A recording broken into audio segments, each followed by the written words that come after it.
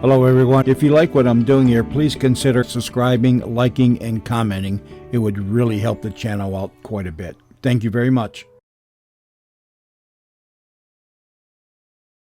Almost all the shows that you hear on this channel were produced around 60 to 90 years ago. It was a different time and a different era. Stereotypical portrayals and comments were the norm back then. Many old-time radio shows contained some material that today some would find objectable in some fashion. This is history, and this was the way it was. We learn from our mistakes and we move forward every time the sun comes up. The shows contained here are not only for the historical content they may contain, but for entertainment. What some may find offensive, others will not.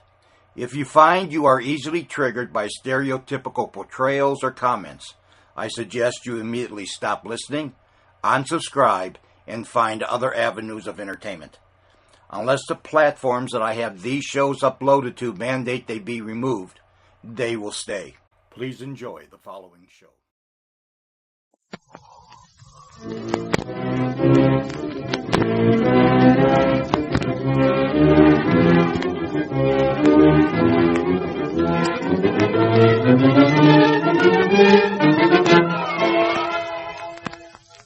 The most delightfully fascinating character in the realms of mystery, Charlie Chan.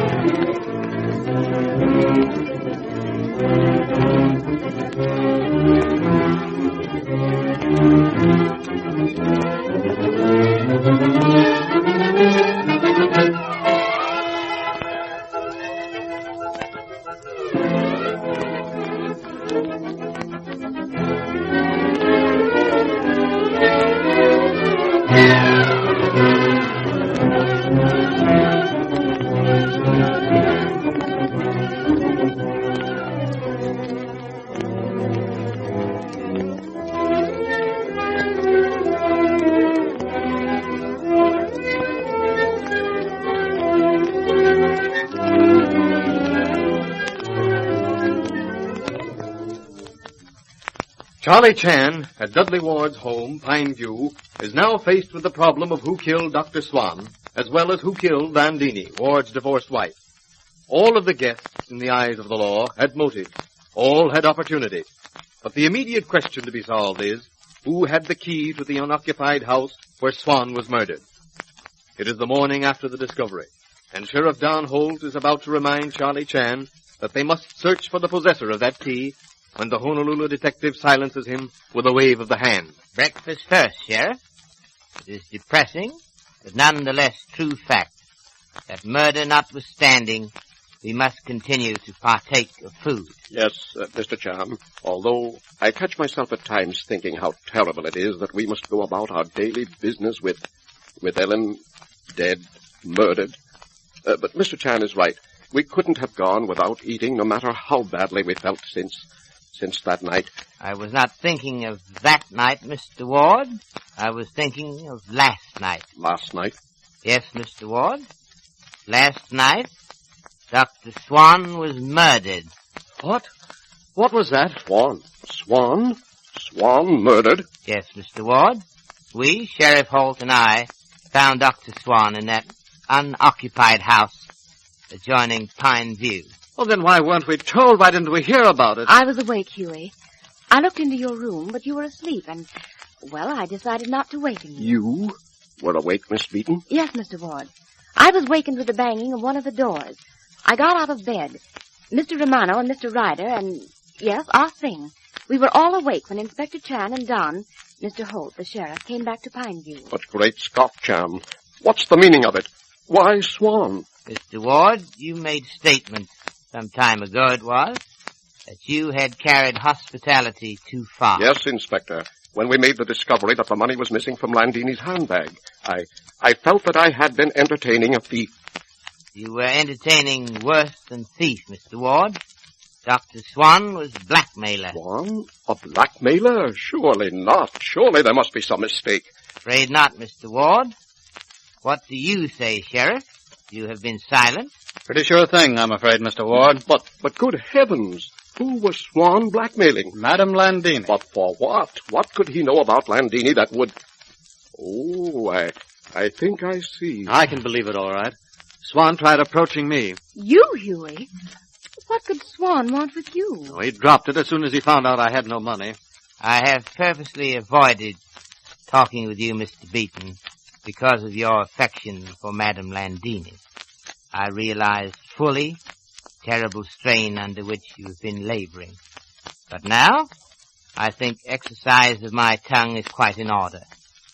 For what did Swan try to blackmail you? Seems rather silly. I mean, it doesn't seem to have much bearing on the case. Criminal invariably is caught in own toils because of stupid acts or stupid remarks.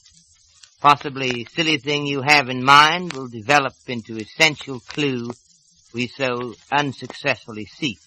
Well, the night of the murder, when Landini's plane was hovering over the house, I went outside onto the terrace to look at it. Perfectly natural reaction.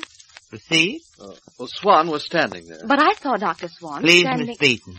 Yes, Mr. Beaton. Swan was standing there. He didn't notice me at first. There were voices above on the study balcony.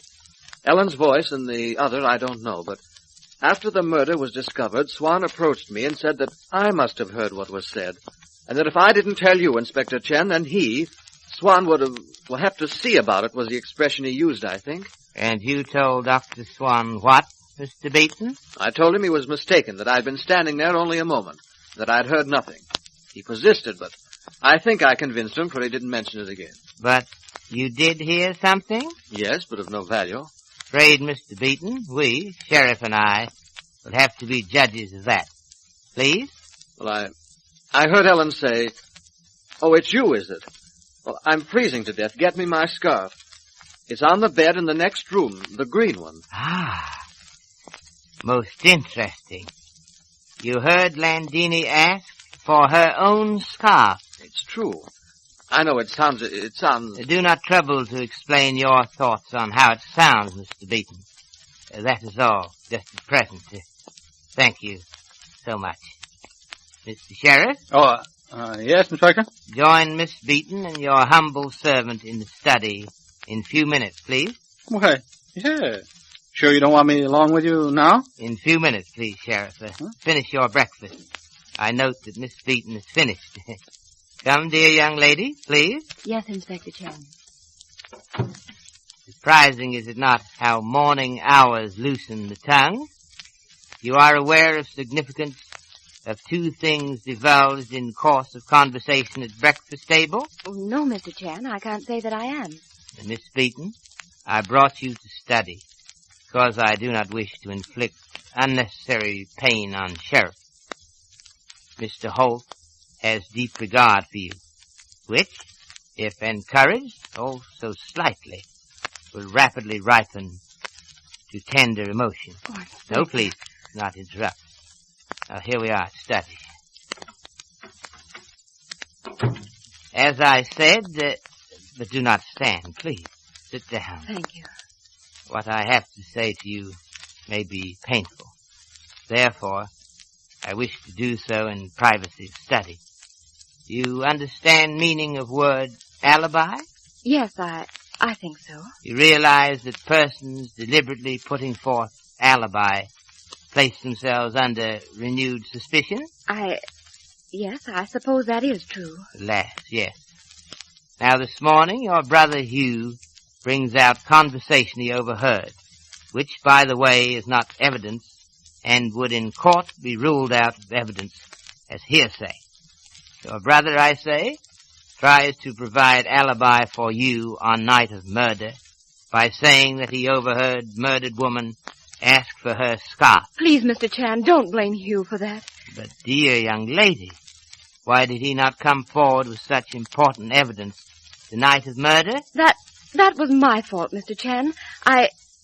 Hughie told me, and I said, please don't tell that. They'll think you're just saying that to try and clear me. You said that? You swear it? I swear it, Mr. Chan. Now about other disclosures. You realize that you provided alibi for your brother last night? I? When? How? When you said that you looked in brother's room and found him asleep. Why, I didn't think of it in that way. It was ordinary conversation when Hugh asked me why he wasn't told about... Oh, Don. You already recognize his knock on door? Come in, Sheriff. We have finished discussion, Sheriff, and at future time, Miss Beaton will disclose same to you. But now, we have neglected duty to perform. Yes, you mean about the key to the house where Swan was murdered. Huh? Right, Sheriff. By the way, you made arrangements for removal of Swan's body? Yes, I called the coroner and Cash Shannon, my deputy. Very good. This afternoon, we will take Miss Beaton for a walk in that direction. But now, kitchen calls for our attention. The kitchen? Yes. Back door was used last night by murderer. We will see if cook, who sleeps in little bedroom off back stairs, heard anything. Then we will start on trail of missing key. We leave you now, Miss Beaton, but this afternoon we take walk. I'll be looking forward to it, Inspector. And thank you for believing me. My dear, a person becomes a friend because one learns to believe in that person. You, if I may say so, are regarded by this humble Honolulu detective as very good friends. Oh. Thank you so much. That statement of Mr. Hugh Beaton's that Landini said, "Oh, it's you, is it?" is very disturbing, Sheriff. Doggone it, I know it is. I've been thinking about it ever since. Ah, then you have come to some definite conclusion? I have, Inspector. Who would Landini be likely to address as, "Oh, it's you, is it?" Pretty soon the teacher will be taking lessons from the pupil. I await your conclusion. Well, I hate to say it, but it'll be either Cecile or Ah Sing. Yes. Your ruminations brought you to farther conclusions? Yes. How'd you guess? I'm watching you, Sheriff. You will become more than county sheriff. You think. You apply rules of logic, and he who thinks and thinks rightly shall someday sit at the Emperor's right hand. Well, since Landini would only be likely to speak to Cecile or Ah Sing that way, and Cecile had already refused to get the blanket for the dog, that leaves Ah Sing. Sorrowfully, I feel that you are correct. Oh, but here's the cook. Good morning, Mrs. O'Farrell. Oh, sure, and it's you, is it, Mr. Chan? Yes, Mrs. O'Farrell. May we enter sacred precincts of kitchen? And that you can, Mr. Chan, and welcome. Can I be after doing anything for you? Did you hear any disturbances last night, Mrs. O'Farrell? And that I didn't, Mr. Chan. After a day's work like I put in, I sleep without moving on me bed till 5 o'clock in the morning. I see. Thank you so much. Yes? Well, this is the cook. Oh, yes, he's here. For Mr. Chan. Thank you. Yes? This is Inspector Chan. Yes? Thank you. Smart idea, that of Ward's, having these phone extensions. Indeed, yes. That was telegraph company. I took liberty of wiring owner of house, unoccupied house where Swan was found, as to who had key to same. Yeah? Owner wires reply, only Singh has key. Where is Singh? Sing, Mr. Chan? He's in the pantry. Sing. Hey, what you look at?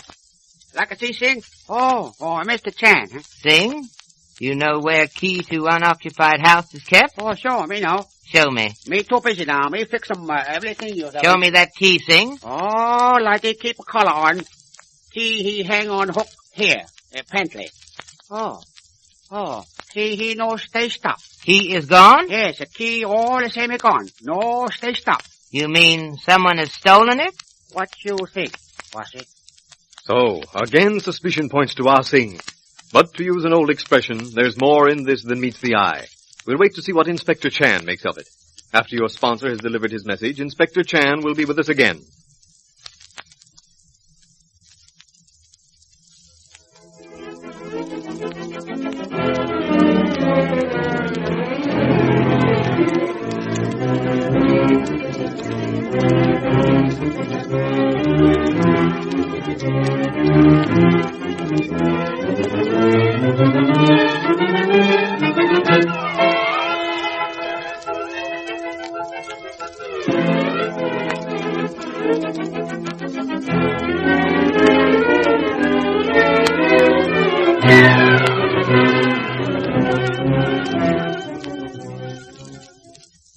Well, Mr. Chan, what Chinese tidbit do you have for us this evening? I have been thinking of young Sheriff Holt's rapid progress in chosen profession, and I am reminded of ancient Chinese saying regarding same. Plain living and high thinking enlarge the brain but keep the ego small. Such a man will be remembered with kindliness and admiration, combined affection not placed in many persons. Thank you, Inspector Chan, and good night.